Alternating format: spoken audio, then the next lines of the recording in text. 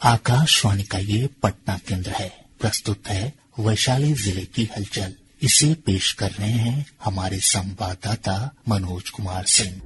विशेष गहन पुनरीक्षण कार्यक्रम 2025 के अंतर्गत वैशाली जिले में 1 अगस्त से मतदाता सूची का प्रारूप प्रकाशित किया गया है, जिसके बाद 1 सितंबर तक मतदाताओं से दावा और आपत्तियां ली जा रही हैं। इस अवधि में सभी प्रखंड, अंचल और नगर निकाय कार्यालयों में प्रतिदिन पूर्वाह्न 10 बजे से अपराह्न 5 बजे तक विशेष कैंप संचालित हैं। ऐसे नागरिक जिनका नाम सूची में नहीं है या जो 1 जुलाई 2025 तक अर्हता प्राप्त कर चुके हैं, आवश्यक दस्तावेजों के साथ आवेदन कर सकते हैं। नाम में संशोधन और स्थानांतरण के लिए भी आवेदन किया जा सकता है। दिव्यांग और वृद्ध मतदाताओं के लिए BLO घर घर जाकर आवेदन प्राप्त कर रहे हैं और सभी को आवेदन की पावती दी जा रही है। राजनीतिक दलों से BLA के माध्यम से सहयोग का अनुरोध किया गया है। प्रशासन ने नागरिकों से अपील की है कि आगे बढ़कर सहभागिता करें और मतदाता सूची को अद्यतन और त्रुटि रहित बनाने में सहयोग दें। मुख्यमंत्री नीतीश कुमार ने पिछले दिनों वैशाली में पवित्र पुष्करणी तालाब और पौराणिक स्तूप के नजदीक बने बुद्ध सम्यक दर्शन संग्रहालय सह स्मृति स्तूप का उद्घाटन किया।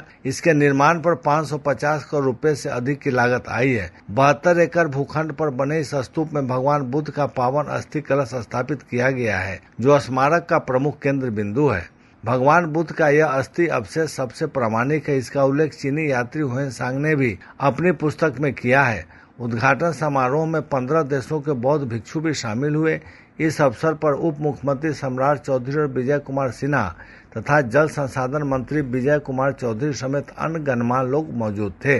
गंगा नदी के जल स्तर में बढ़ोतरी को देखते हुए वैशाली जिला प्रशासन द्वारा प्रभावित क्षेत्रों में राहत और बचाव कार्य शुरू कर दिया गया है। राघोपुर के चकसिंगार पंचायत में सामुदायिक रसोई का संचालन शुरू किया गया है। साथ ही प्रभावित पशुओं के लिए चारा और आवश्यक दवाओं का वितरण भी किया जा रहा है। मेडिकल टीमों द्वारा घर घर जाकर जरूरतमंदों को दवा और प्राथमिक उपचार की सुविधा दी जा रही है। सहदेव बुजुर्ग प्रखंड में भी बाढ़ पूर्व तैयारी के तहत चिकित्सा शिविर लगाए गए हैं। जिलाधिकारी की अध्यक्षता में संभावित बाढ़ की तैयारियों को लेकर वीडियो कॉन्फ्रेंसिंग के माध्यम से समीक्षा बैठक आयोजित हुई, जिसमें संबंधित अधिकारियों से बाढ़ प्रभावित क्षेत्रों की विस्तृत जानकारी ली गई। बैठक में नावों की उपलब्धता, पॉलीथीन सीट, सूखा राशन, मवेशियों का चारा, दवाओं की आपूर्ति, सामुदायिक रसोई और नियंत्रण कक्ष की व्यवस्था सहित सभी पहलुओं की समीक्षा हुई। इस बीच जल संसाधन विभाग द्वारा तटबंधों की सुरक्षा हेतु विशेष सतर्कता बरती जा रही है। महनार से देसरी तक गंगा नदी के किनारे तटबंधों पर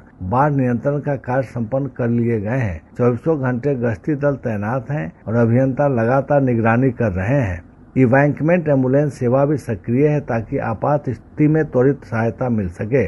नीति आयोग के संपूर्णता अभियान के कार्यक्रम का आयोजन किया गया, जिसमें उद्घाटन जिलाधिकारी वैशाली ने दीप प्रज्वलन कर किया।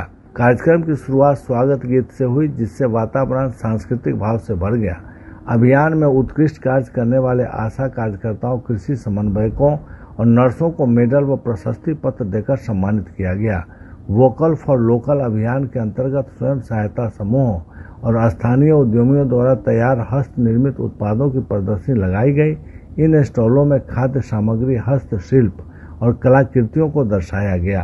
भगवानपुर प्रखंड द्वारा जलकुंभी से निर्मित वस्तुओं का स्टॉल दर्शकों के आकर्षण का केंद्र बना। वैशाली जिला पदाधिकारी कार्यालय में हेल्थ वेलफेयर सेंटर से जुड़ी लंबित मामलों पर समीक्षा बैठक हुई, जिसमें BMSICL व बीगम हेल्थ के प्रतिनिधि शामिल रहे।